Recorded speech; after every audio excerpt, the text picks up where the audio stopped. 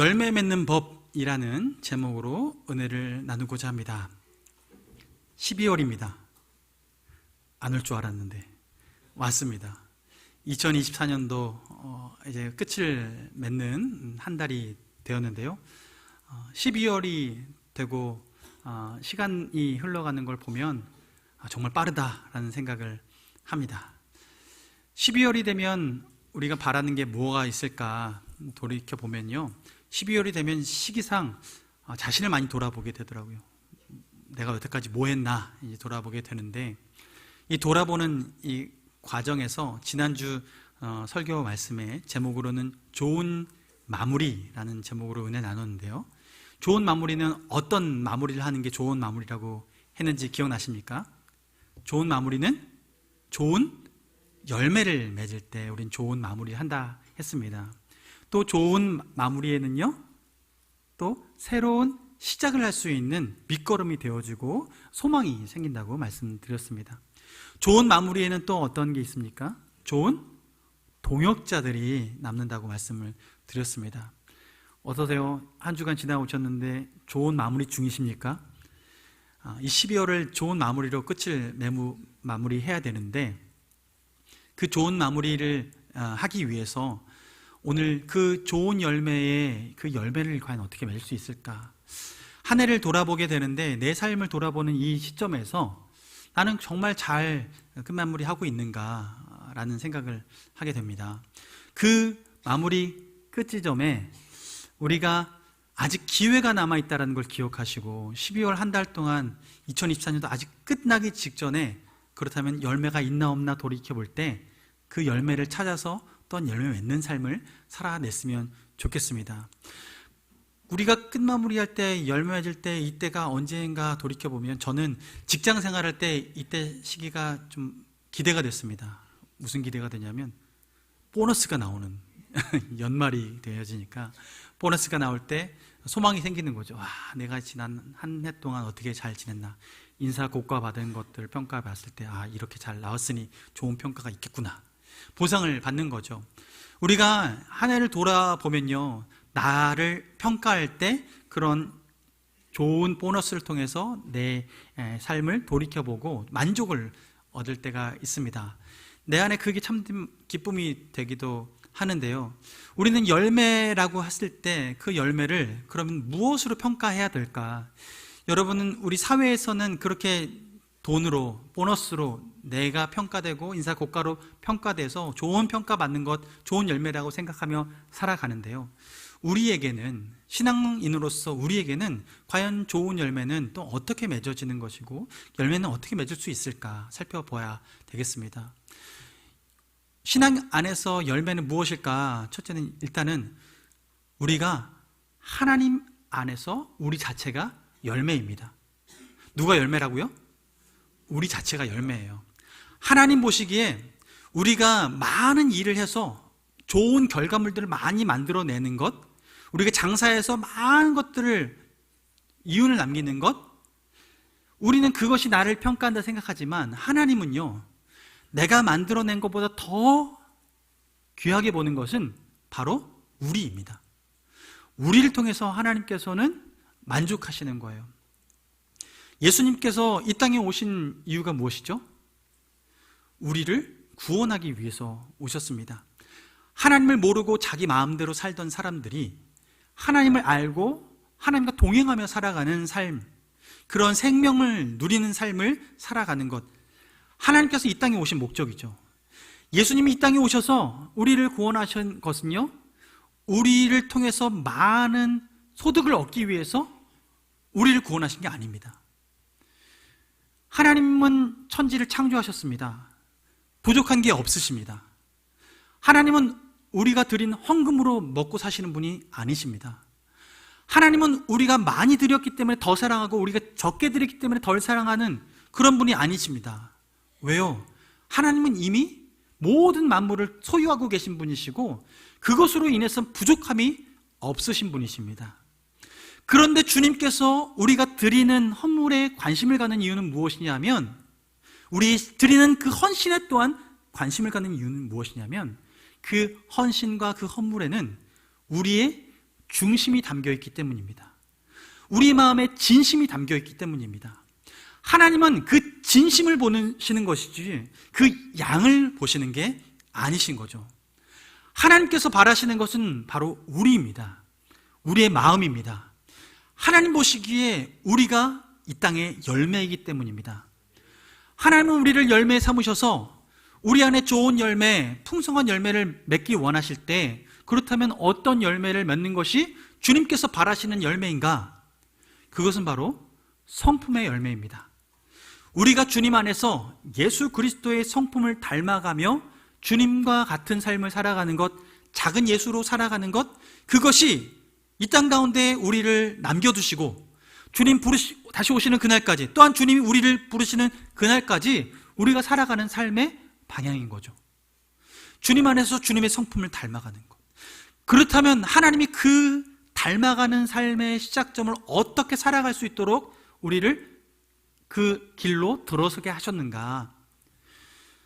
오늘 성경 본문 말씀엔 그 중심을 얘기합니다. 요한복음 12장 24절 오늘 본문 말씀 함께 읽어볼까요? 시작. 내가 진실로 진실로 너희에게 이르노니 한 알의 밀이 땅에 떨어져 죽지 아니하면 한 알 그대로 있고 죽으면 많은 열매를 맺느니라. 아멘. 진실로 진실로 얘기하는데요, 한 알의 밀이, 이 알갱이 된 밀이 땅에 떨어지는데 이것이 다시 열매를 맺기 위해서는 어떤 과정이 필요하냐면 땅에서 떨어져서 죽어야 된다 얘기합니다. 죽어지고 썩어지고, 그래야 새로운 싹이 나고 그것에 생명력이 일어나서 다시 열매를 맺게 되는 그런 과정을 밟게 된다는 거예요. 여기의 핵심은 무엇입니까? 하늘의 밀이 떨어져서 죽는 거죠. 죽어야 열매를 다시 맺는다는 거예요. 여러분에게는 부활의 소망이 있으십니까? 부활의 소망이 있으십니까? 부활하려면 먼저 거쳐야 될 것이 있습니다. 무엇을 거쳐야 됩니까? 죽어야 됩니다. 죽어야 부활을 얘기할 수 있습니다. 예수님께서는 이 땅에 오셔서 니고데모를 만나서 영적인 비밀을 가르쳐줄 때, 너희가 거듭나지 않으면, 다시 태어나지 않으면 천국을 볼 수도 없고 하나님 나라에 갈 수 없다라고 얘기합니다. 거듭나야 된대요. 그랬더니 뭐라고 얘기합니까? 내가 다시 모태에 들어가야 됩니까? 여러분, 모태보에 들어가는 것보다 다시 태어나기 위해서 거쳐야 될 것은요, 죽어야 됩니다. 다시 태어나기 위해선 내가 죽어야 됩니다. 죽어야 태어날 수 있는 것입니다. 하나님께서는 우리를 예수 그리스도 안에서 다시 태어나게 하셨습니다. 우리가 세례를 받습니다. 세례를 이번 추수감사주일날 베풀었는데요, 세례를 베풀 때 우리는 약식 세례를 합니다. 성부와 성자와 성령의 이름으로 세례를 베푸는데, 예수님은 세례를 받으실 때 어떻게 받으셨나요? 물에 푹 잠기셨죠. 요단강가에 가셔 세례 요한에게 세례를 받으셨습니다. 이 세례에는 여러 가지 중의적인 의미가 있습니다. 그 중에서 오늘 나누고 싶은 한 가지는, 예수님께서 물에 푹 잠기셨을 때 이것은 무엇을 상징할까요? 네, 죽는 것을 상징합니다. 예수 그리스도께서 십자가에 못 박혀 죽으시고 무덤에 들어가서 죽으시는 그것을 상징하고, 물에서 다시 나올 때는 무엇을 상징할까요? 다시 부활한 것, 다시 살아난 것을 상징합니다. 무덤에서 다시 살아나는 것을 상징해요. 우리가 세례를 받을 때는요, 그 세례의 의미는 내가 예수 그리스도와 연합한다라는 의미입니다. 그 연합은 단순히 예수님과 하나가 되었구나, 함께 사는구나, 이 정도를 넘어서서 예수 그리스도께 벌어진 일이 내게도 벌어진다라는 믿음을 갖는 것입니다. 예수님이 우리를 위해서 십자가에 죽으셨습니다. 그 죽음은 결국 예수 그리스도와 연합한 사람은 예수 그리스도와 함께 십자가에 못 박혀 죽고, 또한 예수님이 사흘 만에 부활하신 것처럼 우리도 예수 그리스도와 연합하여서 부활할 존재가 되었다라는 거죠. 우리에게 이 믿음의 고백이 세례의 고백으로 나타나는 것입니다. 부활하려면, 그렇다면 무엇이 먼저 되어야 된다고요? 죽어야 돼요. 여러분, 죽으시기 바랍니다. 우리는 언젠간 죽게 될 텐데, 이 땅에서 소망은 이 모든 인류가 죽어가는 이것이 절대 진리 가운데 모든 인류는 살아가고 있는데, 우리에게 주신 소망은 그 가운데 부활의 소망을 주신 거죠. 예수 그리스도로 말미암아 부활의 소망. 그런데 여기서 중요한 건, 그렇다면 우리가 다시 부활해서 예수님이 재림하실 때 부활하는 그때만 고대하면 될 텐데, 지금은 어떻게 살아가야 되나요? 우리는 이 질문을 해야 하죠. 그때 우리가 이 시기를 살아가야 될 방식은 똑같습니다. 예수 그리스도와 함께 죽어야 합니다. 갈라디아서 말씀을 보면요, 갈라디아서 2장 20절 말씀에 이렇게 말합니다. 내가 그리스도와 함께 십자가에 못 박혔나니 그런즉 이제는 내가 산 것이 아니요 오직 내 안에 그리스도께서 사신 것이라. 이제 내가 육체 가운데 사는 것은 나를 사랑하사 나를 위하여 자기 자신을 버리신 하나님의 아들을 믿는 믿음 안에서 사는 것이라. 내가 그리스도와 어떻게 됐다고요? 함께 십자가에 못 박혔다니. 예수님의 십자가의 죽음은 곧 나의 죽음이라고 주님은 선포하고 있습니다. 그 죽음과 함께 이제는 내가 사는 것이 아니요 내 안에 그리스도께서 사시는 것이라. 여러분, 지금 우리가 이렇게 걸어다니는 것 같지만 우리 안에 주님이 함께 하십니다. 예수님이 함께 하십니다.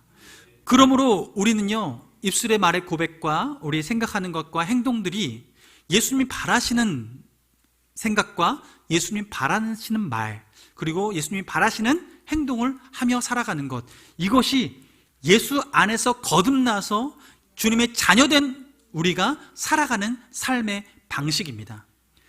그러므로 우리는 하나님의 자녀가 됐고 하나님의 백성이 된 우리가 이제는 살아가는 방식은, 주님, 이젠 내가 죽었습니다. 이제 주님, 내 안에서 주님만 빛나시며 주님이 일하시길 원합니다. 이 고백이 우리 안에 있어야 하는 것이죠. 이때 어떤 일이 일어날까요? 우리 안에 하나님의 성품, 예수 그리스도의 성품이 드러나기 시작합니다. 그런 눈으로 보셔도 그렇게 살아나갈 수 있습니다. 하나님께서는 우리에게 그렇게 살아갈 수 있도록 하세요. 기독교 고전 중에 이런 책이 있습니다. 예수라면 어떻게 할 것인가? 예수라면 어떻게 할 것인가? 1800년대에 쓰여진 책인데요, 지금도 많은 기독교인들에게 읽혀지고 있습니다. 다들 읽어보셨죠? 기독교 고전인데 다들 마치 안 읽으신 것처럼 저를 보시면 힘들어집니다. 그런데 고전이라는 게 이런 특징이 있지 않습니까? 고전은 그냥 고전이 아니래요. 누구나 알지만 누구도 읽지 않은 책이 고전이라고. 여러분 다 이해합니다. 그 고전에 예수라면 어떻게 할 것인가, 이 책은요, 내용은 이렇습니다. 한 신문 기자 편집자가 예수님이라면 나는 어떻게 살아갈 수 있을까라는 고민을 하면서 그 삶이 변화되는 일련의 과정들을 겪고 그것에 영향을 받은 또 다른 분야의 사람들이 자기 삶에서 예수라면 어떻게 행동하실까라는 그 질문에 답하면서 그 답변에 합당한 그런 행동을 해나가는 일련의 삶의 줄기를 이야기합니다. 신문 편집장이요, 신문사를 운영하고 있는데 이 신문사를 운영할 때 예수님이라면 어떻게 이 신문사를 운영하실까 고민이 됐어요. 신문사가 운영되는데 재정적인 가장 큰 줄기가 되는 것은 광고입니다. 광고인데 주님이 기뻐하시는 하나님, 예수님이라면 어떻게 하실까라는 이 질문에 답변을 해보니까 여기 술 광고 들어가면 안 되겠구나, 주님이 기뻐하지 않는 광고는 싫으면 안 되겠구나라고 생각하면서 그 신문 광고들을 줄이고 다른 광고들을 실기 시작한 거예요. 신문사가 잘 됐을까요? 어려워졌을까요? 어려워졌어요. 그런데 예수님이라면 어떻게 하실까라는 이 질문에 그가 반응하고 그 믿음의 대가를 치르기 시작하니까요, 그 삶이 영향력을 미치기 시작하는 거예요. 다른 분야에 있는 사람들도 그 영향을 받기 시작하는 거죠. 여러분, 우리는 이 땅에 살아가면서 예수님의 성품이 나타나기 위해서 지금의 이 질문들을 하며 살아보는 건 어떻겠습니까?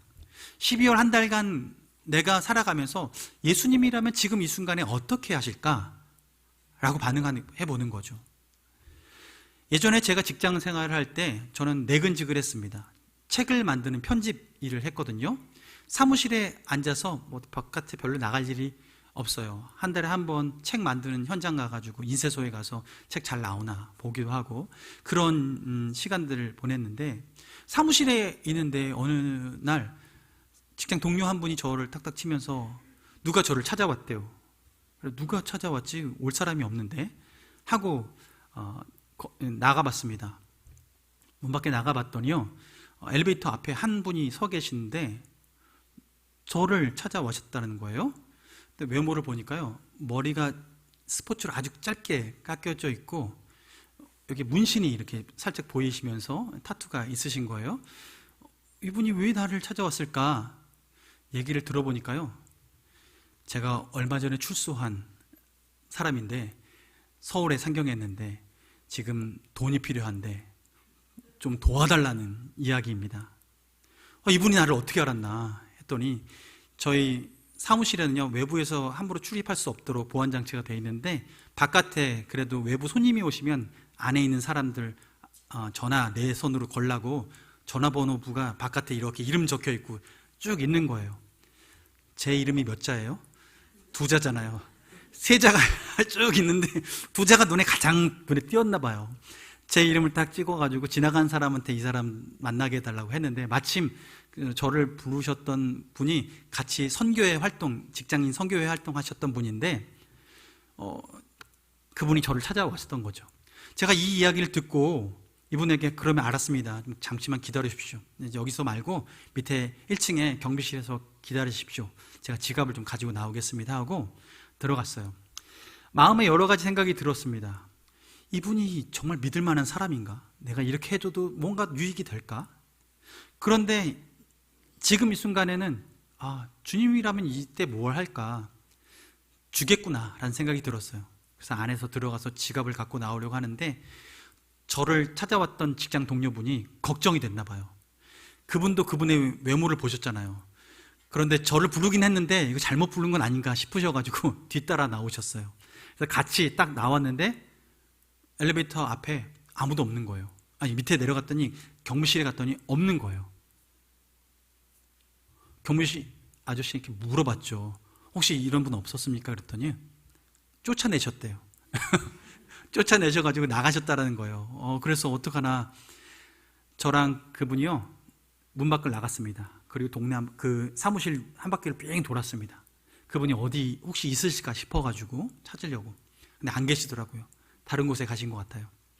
결국 들이진 못했는데요, 그 경험을 하면서 제게 어떤 마음이 들었냐면, 왜 이런 시간을 내게 주셨을까? 하나님께서 마치 제 마음의 중심을 테스트해 보시는 것 같았어요. 내가 그때 여러 가지 반응할 수 있겠죠. 아유, 내가 뭐 믿고 드립니까? 하고서 그냥 쫓아보낼 수 있었고, 바로 그 자리에서 1층에 경비 불러가지고 쫓아내주세요 라고 얘기할 수도 있었을 거예요. 그런데 그때 그 순간에는 주님께서 뭘 하길 원하실까라는 마음을 가지고 그분에게 반응을 했던 거죠. 후회는 없습니다. 그리고 그분들 다시 만났다면 어떻게든 도와드렸을 것 같습니다. 우리 삶에, 여러분의 인생 가운데 혹시 그런 갈등 가운데 있다면 여러분 어떤 선택을 하시겠습니까? 예수님이라면 과연 이 자리에서 어떻게 행동하셨을까? 우리 삶의 선택의 기준, 주님이 되길 원합니다. 예수님께서 바라시는 그 선택을 하길 원합니다.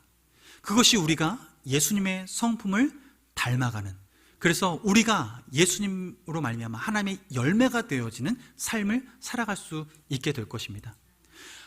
하나님은 이렇게 우리의 내면적인 열매를 맺게 하시는데요, 그 내면적인 열매뿐만 아니라 하나님은 우리에게 외연의 열매, 외적으로 또한 열매를 맺게 하십니다. 요한복음 15장 4절 말씀 보면 15장 4절 말씀에 이렇게 말합니다. 내 안에 거하라 나도 너희 안에 거하리라.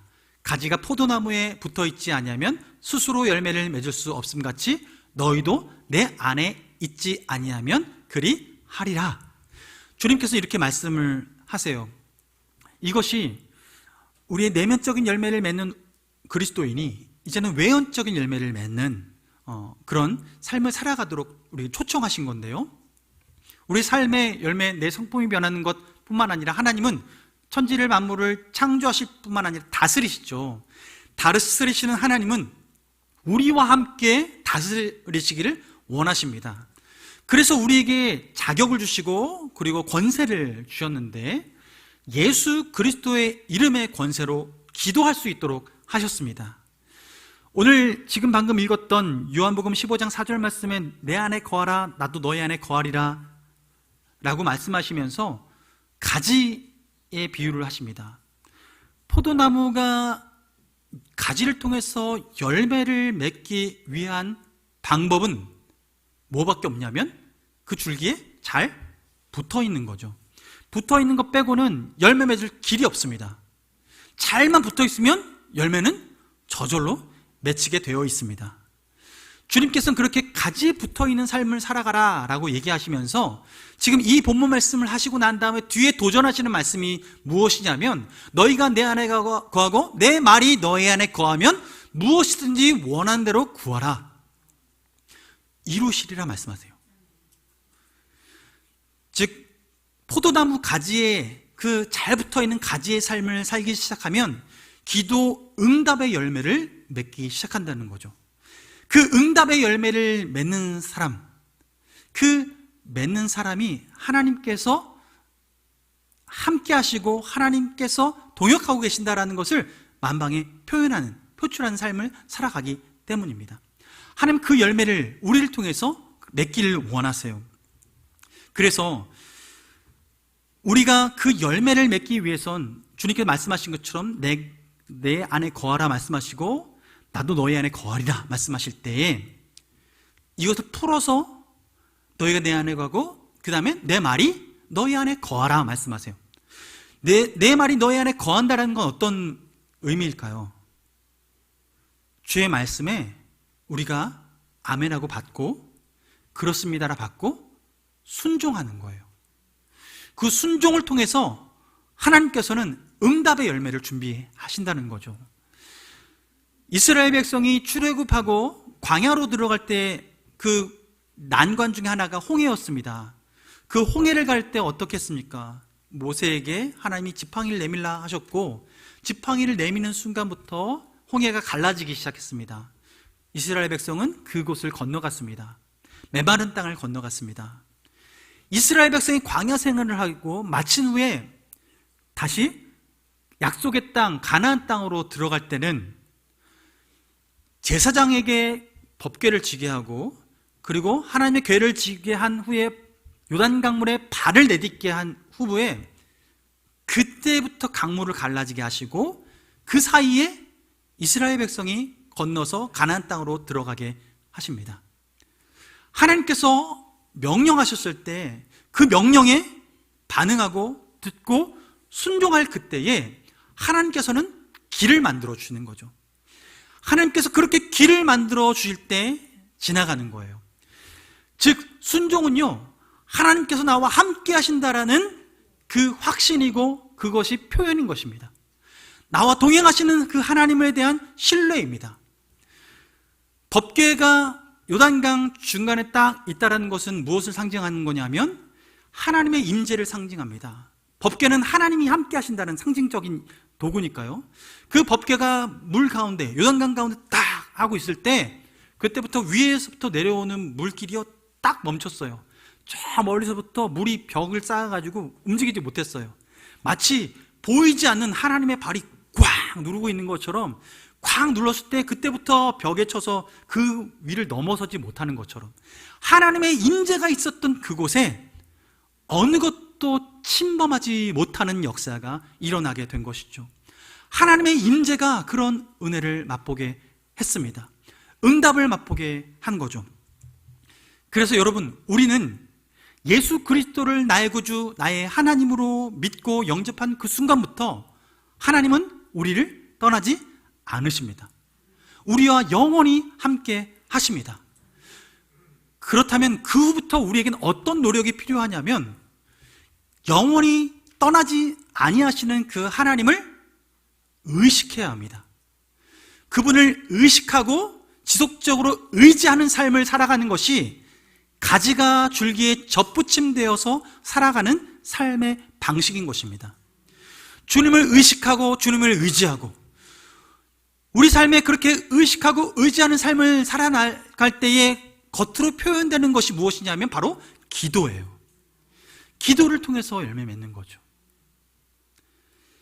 여러분은 기도의 응답을 많이 받고 계십니까? 왜 이렇게 갑자기 죽으셨습니까? 조용하시면 안 되는데. 기도 응답을 많이 받는 비결을 알려드리겠습니다. 제가 TV를 보는데 공부의 신, 공부를 잘 가르치는 선생님 중에서 우리 공성태라는 분이 계시더라고요. 이분이요, 공부 잘 못하는 사람을 공부 잘할 수 있도록 돕는데 아주 탁월하신 분이세요. 그분이 공부 잘하는 비법을 알려줬습니다. 귀담아 들으세요. 제가 한 번만 얘기 드릴게요. 공부 잘하는 비법.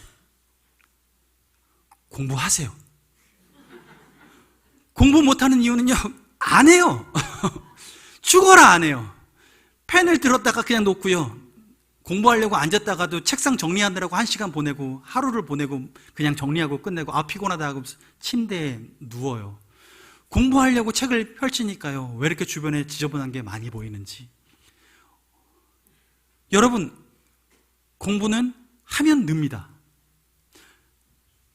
기도 응답 많이 받는 비결을 알려드리겠습니다.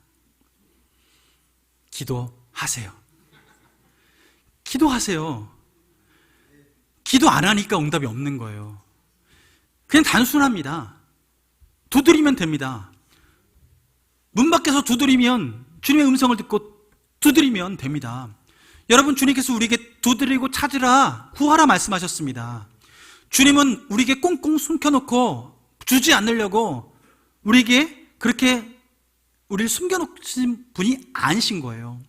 그분은 우리가 찾을 수 있도록 다 준비해 놓으셨습니다. 중요한 건 기도하는 거예요. 새벽 기도는 그 교회의 11조라고 얘기합니다. 보통 성도의 11조, 한 10분의 1이 들으신대요. 우리 교회 11조가 늘어나길 원합니다. 기도로 11조, 우리 삶에 기도하는 분들이 넘쳐나길 원합니다. 그때 비로소 응답이 있어요. 하나님께서는 작은 것 하나라도 주님의 뜻을 구하며 기도하게끔 우리를 초청하십니다. 주님은 응답하세요. 주님이 살아계시기 때문입니다. 진짜예요. 살아계세요. 그래서 신앙생활은 어떻게 배우냐면요, 기도는 기도를 통해서 배웁니다. 예배는 예배를 통해서 배웁니다. 우리가 이론을 통해서 배우는 게 아니라요, 먼저 믿었던 신앙의 선배들이 드리는 예배의 모습을 통해서 예배를 배우고, 먼저 신앙생활을 했던 신앙의 선배들의 기도를 통해서 기도의 자리에서 기도를 배워 나가는 것입니다. 여러분, 예배를 배우고 기도를 더 깊이 배우기 원하십니까? 기도의 자리에 나오십시오. 혼자 하기 어려우십니까? 함께 하시면 됩니다. 사랑방 식구들과도 함께 하시고, 교회에 합심해서 나와서 기도하는 금요기도회, 새벽기도회 함께 나와서 기도하길 원합니다. 주님이 들으십니다. 너희가 내 안에 거하고 내 말이 너 안에 거하면 무엇이든지 원하는 대로 구하라. 주님께서 응답하시겠다고 약속해 주셨습니다. 그 약속의 근거에서, 그 약속을 믿음으로 말미암아 외연의 열매, 외적인 열매가 풍성하기를 원합니다. 하나님께서 우리가 그렇게 외적인 열매를 맺고 살아가는데, 이 내적 열매와 외적 열매가 그냥 한번 이례적으로 맺히고 끝나는 건 아쉽지 않습니까? 여러분, 이 열매가 지속적으로 맺혀지길 원합니다. 하나님께서 그 열매를 지속적으로 맺어가기 위해서 하나님께서 우리에게 말씀하시는데요, 시편 1편 3절 말씀에 이렇게 말씀합니다. 우리 함께 읽어볼까요? 시작. 그는 시냇가에 심은 나무가 철을 따라 열매를 맺으며 그 잎사귀가 마르지 아니함 같으니 그가 하는 모든 일이 다 형통하리로다. 아멘. 시냇가에 심은 나무가 철을 따라 열매를 맺는다고 말씀하십니다. 잎사귀가 마르지 않는데요. 열매 맺고 마르지 않는 비결은 무엇입니까? 시냇가에 심겨지는 것입니다. 마른 땅에 심겨지는 게 아니라 시냇가에 심겨지는 거예요. 주변적인 환경의 풍파는 다양할 수 있습니다. 태풍이 불 수도 있고요, 우박이 내릴 수도 있고, 꽁꽁 얼어서 추울 수도 있습니다. 그런데 그 나무가 죽지 않고 잘 살 수 있는 비결은 시냇가에 심겨지는 것이죠. 시냇가에 심겨져 있을 때 우리의 영이 마치 살아날 수 있는 것처럼. 주님께서는 요한계시록 22장 1절 2절 말씀에 이렇게 말씀하세요. 하나님 나라에 주님의 보좌를 바라볼 때 이렇게 예언하고 있습니다. 또 그가 수정같이 맑은 생명수의 강을 내게 보이니 하나님과 및 어린 양의 보좌로부터 나와서 길 가운데로 흐르더라. 강 좌우에 생명나무가 있어 12가지 열매를 맺되 달마다 그 열매를 맺고 그 나무 잎사귀들은 만국을 치료하기 위하여 있더라. 생명수강이 어디서부터 흘러나옵니까?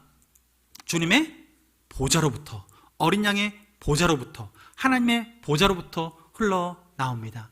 그 생명수강이 흘러가는 그곳에서는 생명나무가 자라나는데 12가지 열매를 맺는 생명나무가 자라난대요.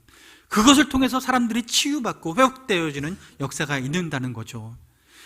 생수의 강, 생명수의 강, 그것은 하나님의 사랑이 흘러가는 것이고 하나님의 임재가 흘러가는 것입니다. 우리가 어디에 젖줄을 대야 될까요? 우리의 생명의 그 근원을 어디서 찾아야 될까요? 주님의 임재로 통해서 찾아내야 할 것입니다. 그런데 우리가 특별히 오늘 시냇가에 심겨졌다고 했을 때 그 시냇가에 심겨진 그 시냇가에 흐르는 그 생명샘의 그 근원은 무엇이라고 볼 수 있냐면 바로 하나님의 사랑이에요. 하나님의 사랑. 여러분, 하나님의 사랑이 의심될 때가 언제냐면 주변 환경이 내 뜻대로 돌아가지 않을 때, 갑자기 찾아오는 병이 생기고 갑자기 찾아오는 사람들의 관계에 어려움들이 생길 때 우리는 낭망하고 원망합니다. 하나님 정말 날 사랑하는 거 맞습니까? 라고 생각을 해요. 그러면 우리는 어떤 열매를 맺습니까? 좋은 열매? 못 맺습니다. 지속적으로 주님 앞에 기도할 마음도 사라집니다. 그런데 주님의 사랑에 딱 깊이 뿌리 내리게 되면 우리는 어려움이 있을 때 더 주님을 찾습니다. 하나님의 성품을 더 닮아가기 위해서 애를 씁니다. 이러한 삶의 모본을 보여주신 분이 바로 예수 그리스도이십니다. 예수님께서 이 삶의 본을 보여주셨는데요, 예수님이 이 땅에 오실 때 무엇을 위해서 오셨습니까? 바로 우리를 위해서 죽어주기 위해서 오셨습니다. 우리가 죽을 수밖에 없었던 그 죽음을, 그 모든 진노를 예수님께서 다 받아내시려고 오셨습니다. 그 저주를 다 받는 현장이 십자가였습니다. 십자가에서 예수님이 돌아가실 때 얼마나 고통스러운지, 엘리 엘리 라마 사박다니, 하나님이여 하나님이여 어찌 나를 버리시나이까. 하나님 앞에 그 주님과 떨어지는, 하나님이 나를 멀리하는 것 같은 그 아픔이, 고통이 너무나 커서 주님 앞에 그렇게 부르짖었던 십자가의 현장입니다. 그러나 예수님은 그 길을 끝까지 걸어가셨습니다. 소명의 길을 끝까지 걸어가셨어요. 고통스러운데 가셨어요. 힘드셨는데 가셨어요. 피하고 싶었는데 가셨어요. 그 길을 끝까지 갈 수 있었던 그 힘, 그 이유는 무엇일까? 예수님은 그 십자가에 고통당하는 그 현장 가운데서 하나님의 사랑을 의심하지 않으셨습니다. 예수님은 그 하나님의 사랑을 의심하지 않으셨기 때문에 그 십자가의 고통을 끝까지 다 받아내셨어요. 그리고 죽으셨습니다. 예수님께서 그 하나님의 사랑을 의심하지 않고 끝까지 그 마음에 품으셨다는 것을 우리는 어떻게 알 수 있을까? 예수님이 공생애를 시작하시던 그 시작점을 여러분 기억해야 합니다. 예수님이 공생애를 시작할 때 세례 요한에게 세례를 받으셨습니다. 세례를 받고 물 위로 탁 나오실 때 어떤 일이 벌어졌냐면 하늘에서 음성이 들리고 하늘에서 비둘기처럼 성령이 예수님 머리 위로 이렇게 임재하셨습니다. 이때 하늘에서 들렸던 음성, 어떤 음성이었냐면 이는 내 사랑하는 아들이요. 예수님은 이 하늘에서 들렸던 이 음성을 마음에 품고 공생애를 시작하셨어요. 그 공생애의 끝이 죽음이라는 것을 아시면서 예수님이 여전히 나를 하나님이 나를 여전히 사랑하신다라는 이 사실을 끝까지 놓치지 않으시고 그 길을 한 걸음 한 걸음 걸어가신 거죠. 그리고 십자가 지시기까지 그 일을 완수해 내신 거예요. 십자가에 달려있는 그 순간에도 아마도 예수님은 그 세례 현장 가운데 하늘에서 들렸던 이는 내 사랑하는 아들이요, 사랑하는 아들이요, 이 음성이 여전히 남아 있었을 것입니다. 여러분, 하나님께서는 우리를 사랑하십니다. 예수님이 세례 받으시면서 들으셨던 그 음성을 하나님은 우리에게 어떻게 들려주시냐면 십자가에 예수 그리스도의 못 박히시는 그 현장을 우리에게 보여주시면서 내가 너희를 이렇게 사랑한다 라고 말씀하시는 거예요. 예수님의 그 십자가 사건이 그 온몸으로 표현하시는 하나님의 사랑의 고백이라는 거죠. 2000년 전에 하나님은 그렇게 우리에게 사랑 고백을 하셨습니다. 일평생토록 우리가 죽는 그 순간, 하나님을 다시 뵈는 그날까지 하나님의 그 사랑은 변치 않으십니다.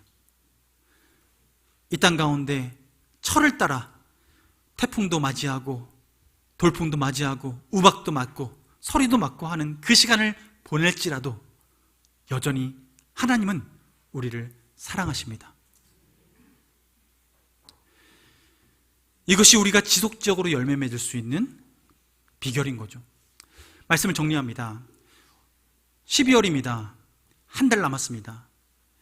기회가 있습니다. 2024년도 열매 맺을 기회가 있습니다. 마지막 날 이 설교를 하지 않는 이유는 아직 우리에게 기회가 있기 때문에 하나님 앞에 2024년도 열매 없는 것 같아 보이는 이 시간 열매를 주님 앞에 다시 한번 올려드리고 2024년을 마무리하는 그 송구영신 예배 드릴 때 하나님 앞에 더 많은 감사로 영광 돌리기를 원합니다. 하나님께서 우리에게 기회 주셨을 그때에 내면의 열매, 그리스도의 성품을 닮아가서 예수님이라면 어떻게 하셨을까? 우리의 이 질문이 넘쳐나고 또한 우리의 내면뿐만 아니라 외면의 열매, 주님 앞에 기도함으로 말미암아 주님의 그 가지에 잘 붙어있고 주님을 의식하고 주님을 의지함으로 말미암아 우리 삶에 열매가 넘쳐나는 삶, 또한 지속적으로 우리가 열매 맺기 위하여 예수 그리스도의 사랑에 깊이 뿌리 내리고 의심하지 않고 주님의 그 사랑을 의지하며 살아가는, 그래서 풍성한 열매 맺는 우리 모두가 되기를 주님의 이름으로 축원합니다. 우리 함께 찬양하겠습니다. 이곳에 생명샘 솟아나 눈물 골짝 지나갈 때에 머자나 열매 맺히고 웃음소리 넘쳐나리라. 이것이 우리에게 약속하신 하나님의 말씀입니다. 이 땅 살아가면서 여러 가지 의심도 받을 수 있고 사람들에게 피해를 당할 수도 있고 뜻하지 않은 환난을 겪을 때가 있습니다. 여러분, 그때 주님의 사랑을 의심하지 않기 원합니다. 주님은 여전히 우리를 사랑하십니다. 그 눈물 골짜기 지나간 후에 우리에게 웃음 주실 그 하나님을 소망하면서 우리 함께 찬양하며 나가겠습니다. 이곳에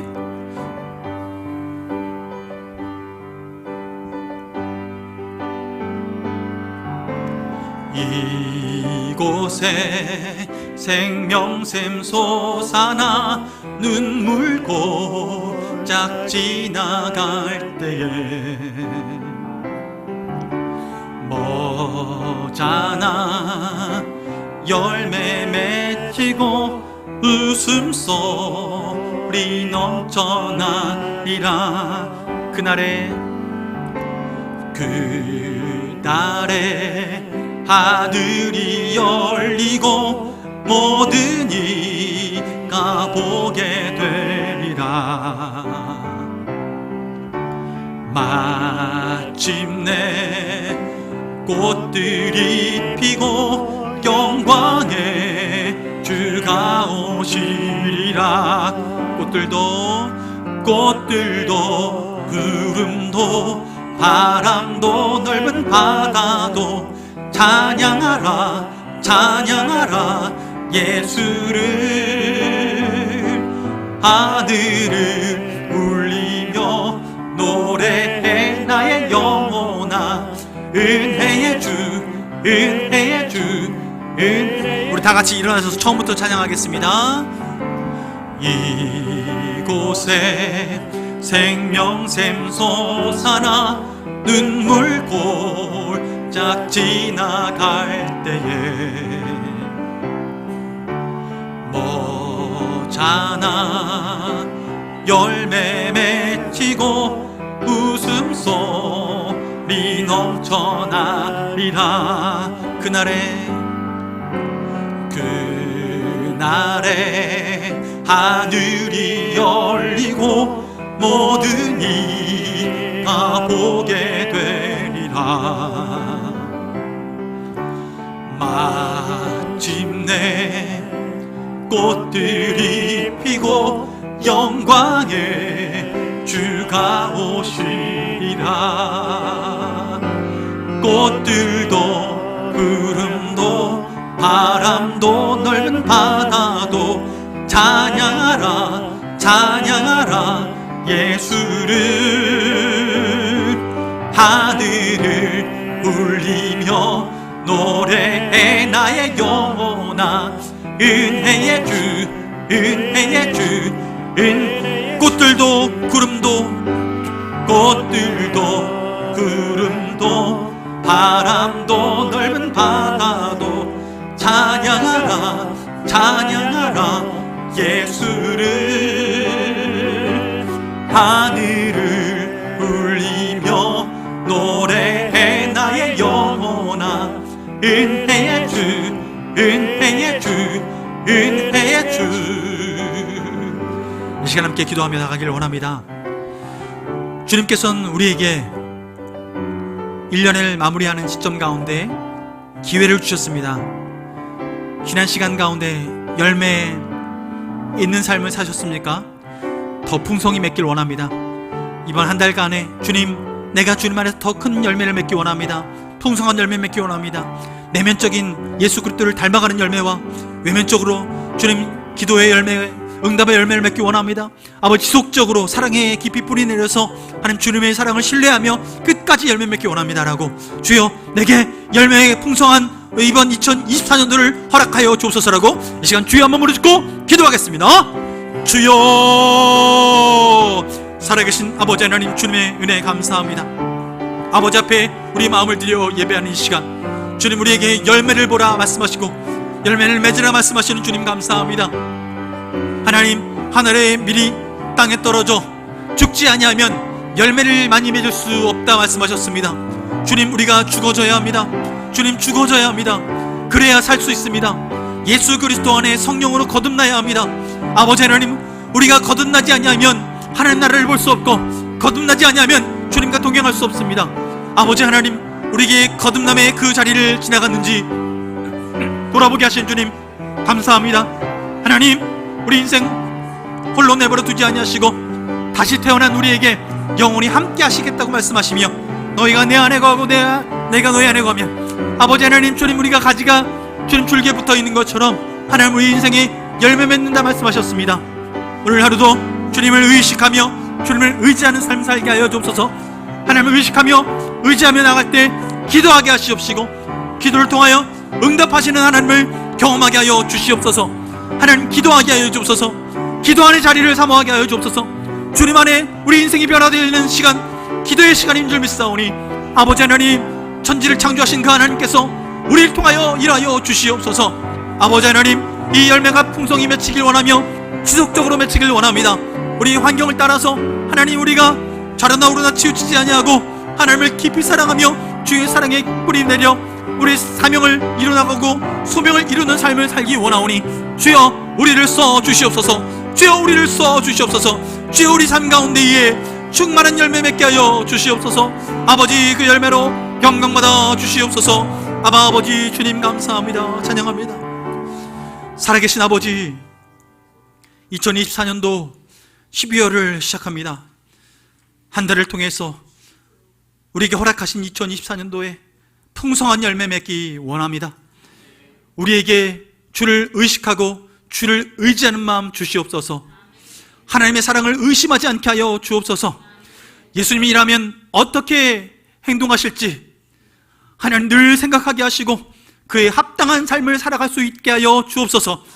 그러므로 우리 삶의 내면의 열매와 외면의 열매와 지속적인 열매가 우리 삶 가운데 충만하게 하여 주시옵소서.